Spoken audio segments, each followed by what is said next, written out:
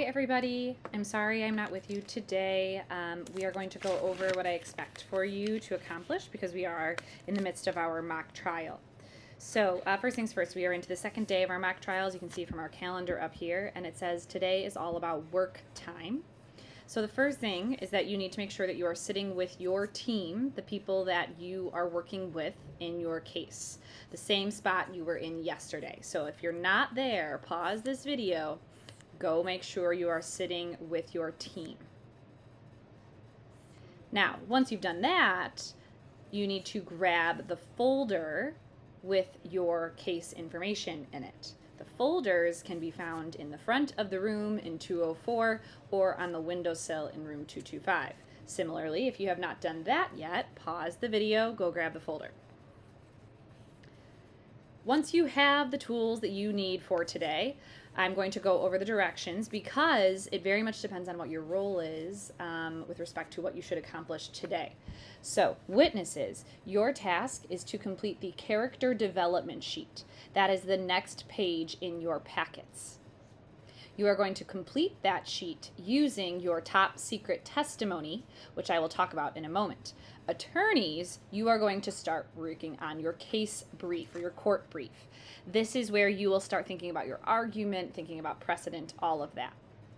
Now, before we jump into the bulk of work time, I'd like your group to also make sure that you go over the work you did yesterday, the background of the case, and the graphic organizer that went with it. Go over it, make sure you guys are okay with your answers and on the same page, because if you keep moving forward and you have a misunderstanding about your case, there's a chance that you will be developing your argument incorrectly, which thus means you won't win your case. So, to review, step one, you're going to, after this video is up, go over that graphic organizer and make sure that you guys have similar answers as a group. After that, then, you're going to divide and conquer. Witnesses, you're going to work on the witness character development. Attorneys, you're going to work on your court or case brief. Okay? So, step one. Ooh. If you think back to yesterday, we used these summaries. We read them for each of the cases, and then you were supposed to have completed this graphic organizer. The big thing, like I said, is just to make sure that you're going through this and having similar answers. Once you're done with that, go on to this next step. Now, witnesses, raise your hand if you are a witness. You are going to use what's called a testimony, which is your top secret information about your character, to complete the witness development activity, which looks like this over here on the right. That should be the next page of your packet. The testimonies are on paper and will be passed out from the sub. They have your name at the top of them. It is your information. You can share them with your team, right? Your lawyers may want to see your testimonies, but do not share them with the other teams yet. That will eventually happen prior to the actual cases being started, but for now, it's really important that you don't share the information. So again, witnesses, you're going to use your testimony to complete that witness background, that character development sheet. Looks like this. Great. Attorneys, you're now starting to think about your case. You should have a basic understanding of what happened and who was involved. Now you've got to move on to something called a court brief. The court brief looks like this. This is actually how they are formatted in a civil courtroom.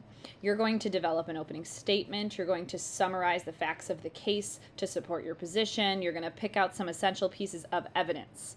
I've shared your group's court brief with you and your other attorney team. So, for example, this is my 9th periods. It was shared with the prosecution for the Casey Pass case, so that team should have access to this court brief. You do not need to write anything at the top. You don't need to write anything here. You're going to be filling in these boxes. Notice that they're small, but the idea is that as you start typing, they get bigger and longer, and then you can edit them as you go. That's why putting them in Google Doc form makes the most sense for you and your team. Now, this should not be done in order. You can go out of order and strategically think about what goes where, but you're going to have to work together, attorneys, to start developing your case. In addition, if you get some extra time today, you can start working on your precedents for your case. Your precedents can be found in your project folder, the physical folder. I've put them in there for each of your cases. Okay? Now, it's important to know that you will revisit this document as time goes on, but the reason the court brief matters is because this will be given to the jurors on the day of your trial. This works as their introduction to see where you're going with your argument with your case.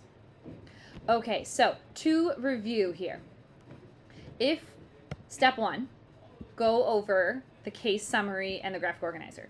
Step 2, witnesses. You're going to read your testimonies, complete the witness background. Other step 2, if you're an attorney, start working on your court brief, start looking at precedents. You should be able to find those in your folder. I know there's a lot of individual tasks, so it's super important that everybody focuses on getting their tasks done today. If you have any individual questions, please email me and I can definitely help. I will see you all on Thursday when I come back from my training.